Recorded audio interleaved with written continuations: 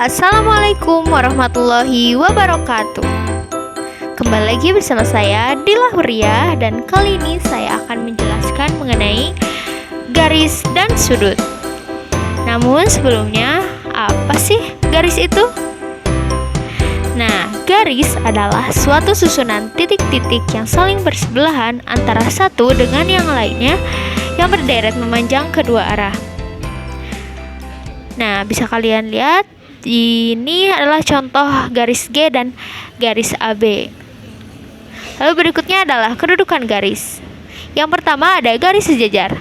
Dua buah garis dikatakan sejajar jika kedua garis tersebut berada dalam satu bidang yang sama, namun tidak berhimpit, dan apabila diperpanjang, keduanya tidak akan saling berpotongan satu sama lain. Lalu yang kedua ada garis berpotongan. Dua buah garis atau lebih dikatakan saling berpotongan jika keduanya memiliki suatu titik, di mana titik tersebut merupakan titik perpotongan antara garis satu dengan garis yang lain. Bisa kalian lihat, yang merah ini adalah titik perpotongannya. Lalu yang ketiga ada garis berhimpit.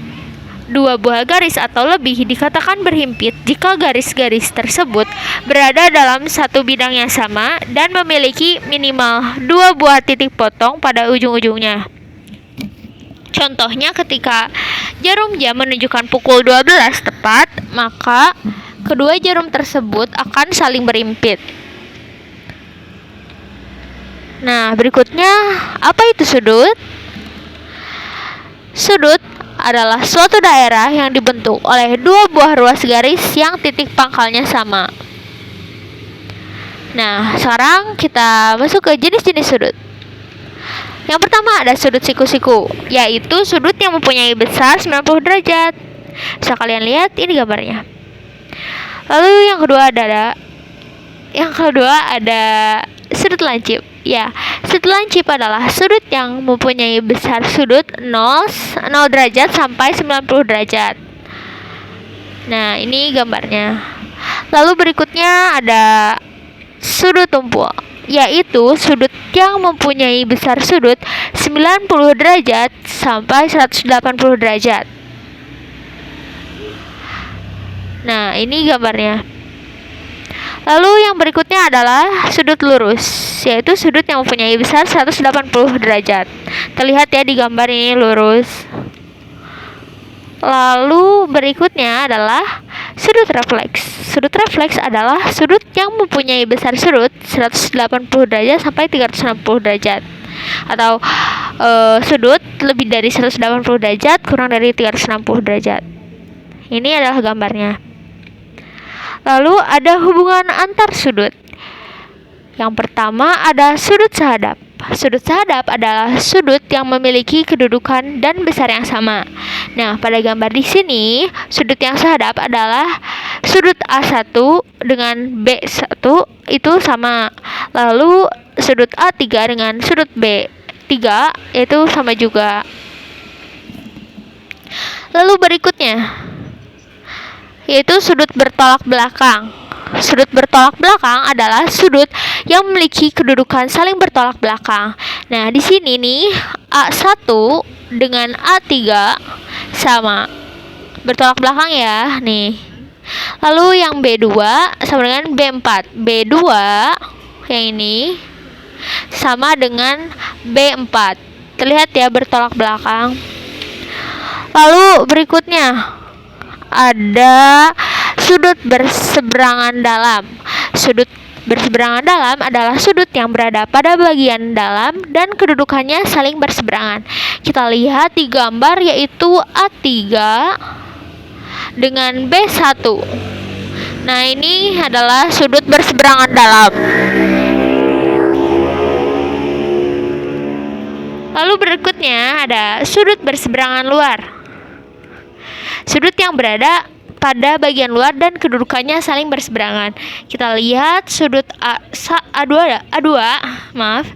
sudut A2 sama dengan B4. Baik, berikutnya adalah sudut dalam sepihak.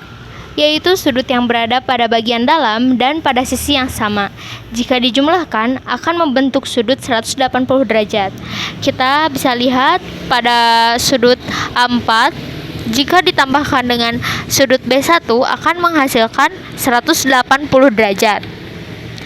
Lalu yang berikutnya adalah sudut luar sepihak, yaitu sudut yang berada pada bagian luar dan pada sisi yang sama. Jika dijumlahkan akan membentuk sudut 180 derajat. Kita lihat lagi ke gambar pada sudut A2 ini, jika ditambahkan dengan B3 itu akan menghasilkan 180 derajat. Dan berikutnya kita masuk ke soal. Soal yang pertama, diketahui ABC membentuk sudut dengan titik sudut B. Titik sudut B diketahui sebesar 100 derajat. Maka besar sudut refleksnya adalah pada materi yang sebelumnya tadi dijelaskan bahwa sudut refleks yaitu sudut antara 180 derajat sampai 360 derajat atau lebih dari 180 derajat dan kurang dari 360.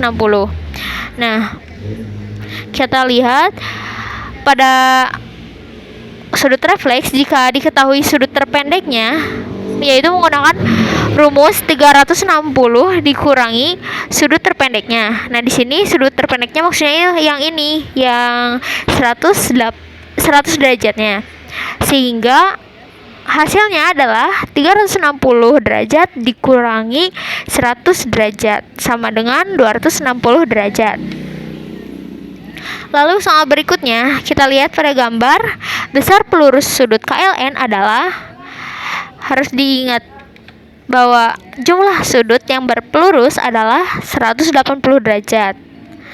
Nah, sehingga sudut yang ini, KLN, dijumlahkan dengan MLN sama dengan 180 derajat, sehingga 3X tambah 15 lalu ditambahkan dengan 2X tambah 10 sama dengan 180 derajat.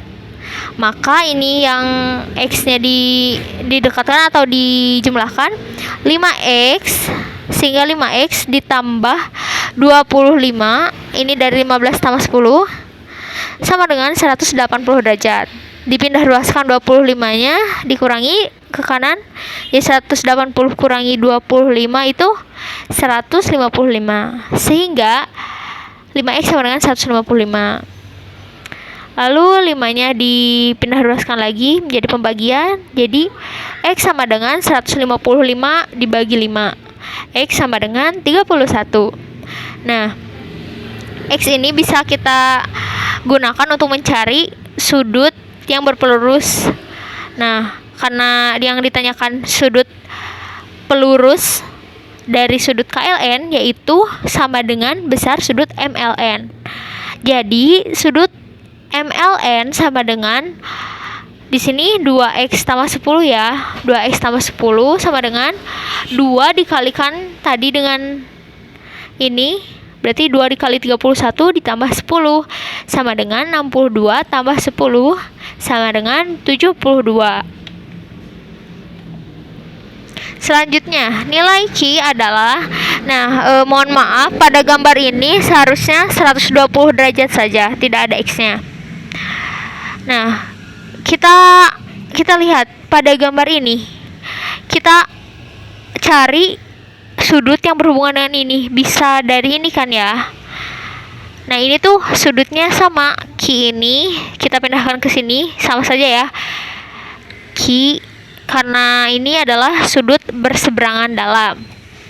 Nah, jika sudah ini, kita lihat garis yang ini jika dijumlahkan akan berjumlah 180 derajat karena merupakan sudut berpelurus. Jadi Q tambah 112 sama dengan 180 derajat.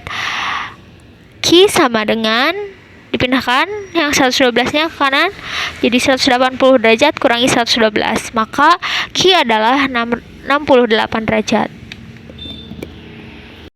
Baik, soal berikutnya, nilai Y adalah, kita lihat pada sudut CEF yaitu 102. Nah, ini tuh akan sama dengan EAH karena kedua sudut ini sudut sehadap, memiliki hubungan sudut sehadap. Maka sudut EAH sama dengan 102 derajat. Nah, berikutnya kita lihat pada garis ini. Ini kan garis lurus ya. Sehingga jika sudut EAH ditambahkan dengan BAE itu akan menghasilkan 180 derajat karena sudut saling berpelurus. Sehingga 102 ditambah 3Y sama dengan 180. 3Y ditambah 180 derajat dikurangi 102 derajat. 3Y sama dengan 78 derajat, maka Y sama dengan 26 derajat. Alhamdulillah semuanya sudah selesai dan terima kasih kepada kalian yang sudah menonton video ini. Semoga bermanfaat bagi kita semua. Terima kasih. Wassalamualaikum warahmatullahi wabarakatuh.